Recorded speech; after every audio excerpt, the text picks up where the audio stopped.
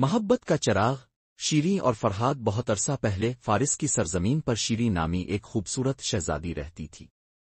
اس کی خوبصورتی اور ذہانت کی مثالیں دی جاتی تھیں۔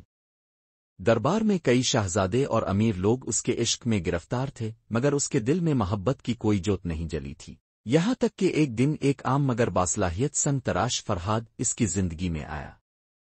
فرحاد ایک غیر معمولی مجسمہ ساز تھا، جس نے پہاڑوں کو تراش کر ان میں خوبصورت شکلیں اور نہریں بنا رکھی تھیں۔ جب اس نے پہلی بار شیریں کو دیکھا تو اس کی محبت میں گرفتار ہو گیا۔ اس کی محبت اتنی سچی تھی کہ اس نے اپنی زندگی کا ہر لمحہ شیریں کے خیالوں میں بسر کرنا شروع کر دیا۔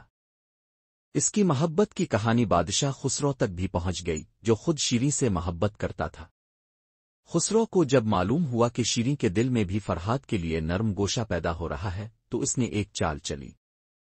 اس نے فرحاد کو دربار میں بلایا اور کہا، اگر تم پہاڑ کو کاٹ کر اس میں دودھ کی نہر بہا دو تو شیریں کو تمہارا کر دوں گا۔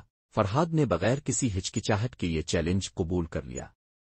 وہ دن رات پہاڑ کو کاٹنے میں مصروف ہو گیا۔ اس کے ہاتھ زخمی ہو گئے مگر اس کا عزم کمزور نہ ہوا۔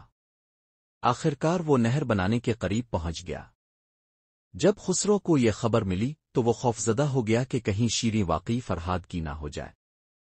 اس نے فرحاد کو گمراہ کرنے کے لیے ایک چالاک قاصد بھیجا، جس نے اسے جھوٹ بولتے ہوئے کہا، شیریں اب اس دنیا میں نہیں رہی۔ یہ سنتے ہی فرحاد کا دل ٹوٹ گیا۔ اس کا عشق اس کے جسم پر بوجھ بن گیا اور اس نے اپنے ہی اوزار سے اپنی جان لے لی۔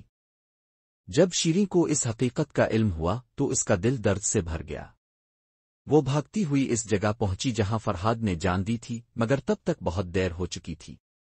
کچھ روایات کے مطابق شیریں نے بھی اپنے آپ کو اس کی قبر پر گر کر ختم کر لیا۔ یہ کہانی آج بھی عشق کی ایک بے مثال علامت ہے، جہاں محبت کی راہ میں آنے والی آزمائشیں نہ صرف جذبات کی گہرائی کو ظاہر کرتی ہیں بلکہ قربانی کے مفہوم کو بھی اجاگر کرتی ہے۔ فرحاد کا عشق امر ہو گیا اور شیریں اس محبت کی علامت بن گئی جو صدیوں تک یاد رکھی جائے گی۔ محبت وہ چراغ ہے جو طوفانوں میں بھی جلتا رہتا ہے، مگر کبھی کبھی ہوائیں اسے راکھ بنا دیتی ہے۔